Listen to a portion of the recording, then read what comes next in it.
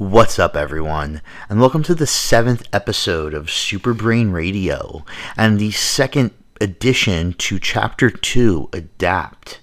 And I think it's kind of funny because I bet nearly no one expected this to be the episode that follows up on enzymes, because they are often not linked together, and their inherent linkage is actually super important. Normally, enzymes are talked about in deep terms of biochemistry or exercise physiology or disease physiology, whatever it have you. Oftentimes when people bring up enzymes, it's specific, it's nuanced, and you're deep down the rabbit hole. And then the opposite seems to be true for behavior strategies.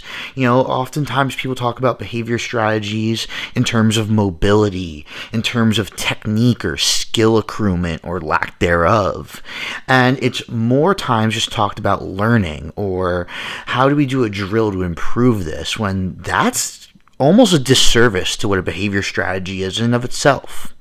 So briefly, we can talk about behavior strategies from the motor cortex perspective, meaning the cortex that does motor stuff, action, movement, And from that perspective, a behavior strategy is a learned response through successful affirmations, and it's what coordinates in a rhythmic-like manner you doing something.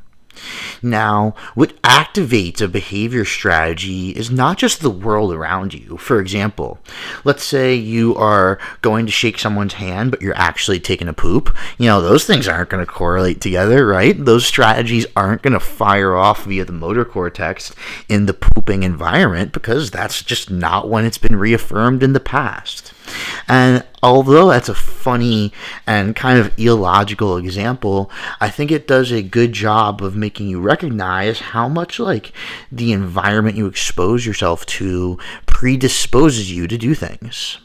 Furthermore, a lot of enzymes are anticipatory, and they baton pass to other enzymes who are active while you do something, which is a further plight for environmental awareness. So for example, now we're kind of talking about, let's say you want to recruit that perfect talking flow state that always closes the sale.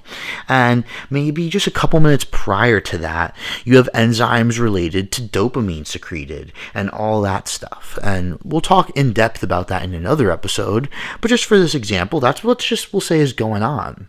So for example, in a maybe potentially negative environment, it would be enzymes associated with maybe norepinephrine or GABA that go off a couple of minutes before that sales call. And that's why you all of a sudden got on there and you're like, or maybe, and you know what I'm getting at?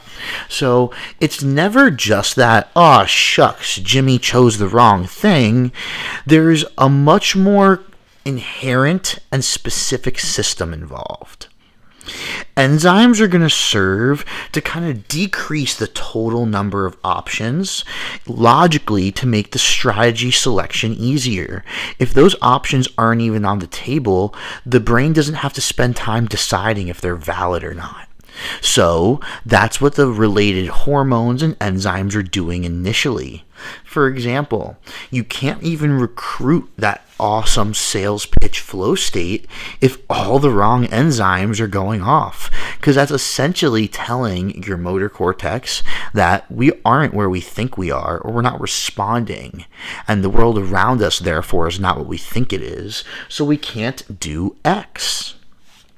Now, I actually want to talk a little bit about alcohol and ethanol, and it really is kind of what opened my eyes to this concept a few years ago.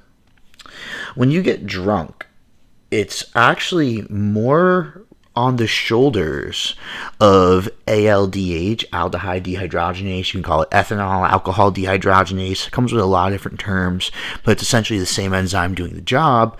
But it's actually the activation and usage of that enzyme that's really responsible for some of these dissociative properties of alcohol. And furthermore, it's the accumulation of this and related enzymes that actually make alcohol withdrawal potentially lethal and so difficult for so many people. So it's funny because in that case, it's not even necessarily what you're drinking that's making the difference. It's your response to this stressor, which is the ethanol put into you, that's really doing it. And for example, if you were to take disulfiram, it's a word I struggle to pronounce, especially after my tongue surgery. There's some clusters of letters I'm still trying to get back down, after years of learning it differently. But essentially, this is a prescription medication, sometimes used in cancer, that is an ALDH inhibitor. And if you were to take that and immediately get drunk, or try to get drunk or consume alcohol, it's funny, you would get all of the overusage effects, even from one drink or two drinks on this compound. And the overuse effects obviously having to do with like vomiting, nausea, anything that could maybe put you in the hospital or actually make you ill. And you're going to skip past that initial quote unquote drunk or high phase because of the inhibition of that enzyme. It's pretty cool. So, I'm kind of trying to paint the picture that we don't just select behavior strategies willy-nilly, and it's much more of what's happening a couple of minutes, seconds, hours, and even in some cases days prior to the task that's allowing you to manifest and participate. Even the connotation of performance and being perfect, in my mind, is different than I think the way most people view it. I view perfect performance as there were no inhibitions and it allowed person X to carry out task X. I think a lot of people tend to view it as a rising to the occasion and doing more, but that's actually not really how our brain is set up. For example, there's no ceiling on a lot of behavior strategies and their ability to be participated with.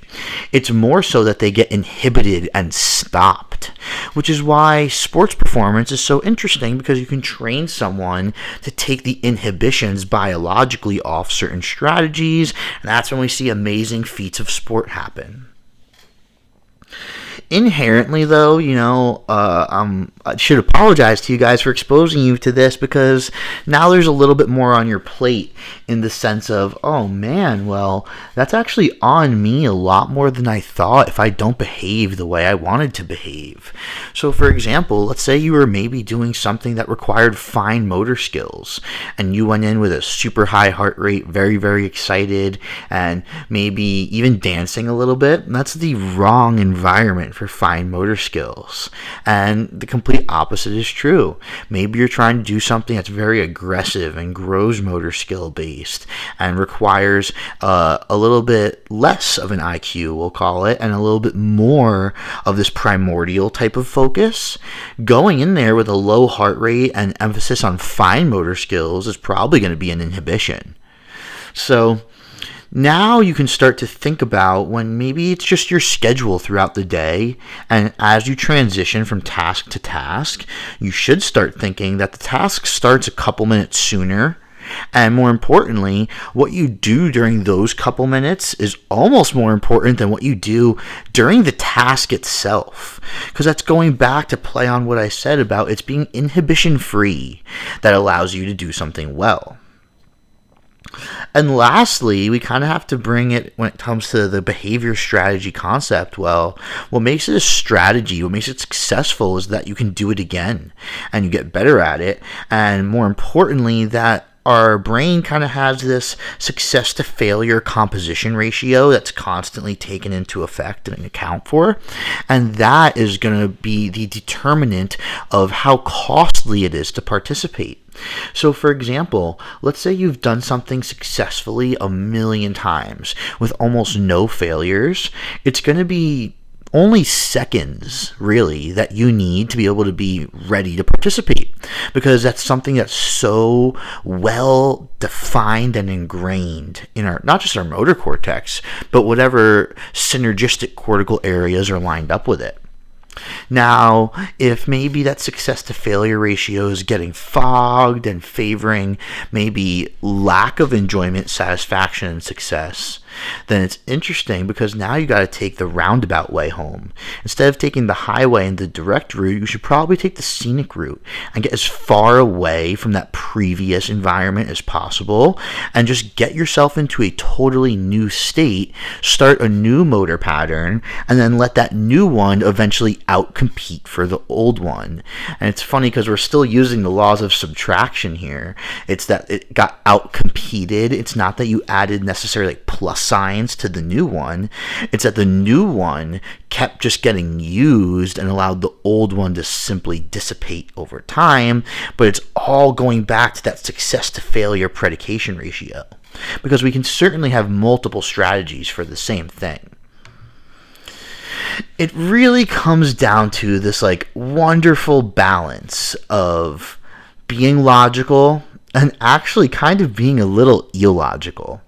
And that balance is necessary in all tasks, as mundane as going to the supermarket and as complex as doing the most important thing you've ever done before, whatever that is to you. And it's especially difficult because this balance changes day to day. If you're just having a good day, you should probably not just try less, but allow yourself to think less and to listen more.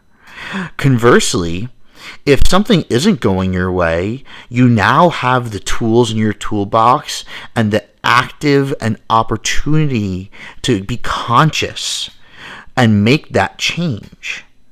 Ultimately, it's a plight for individual integrity, and more so, a plight for understanding that things aren't random and they're actually usually not just your fault.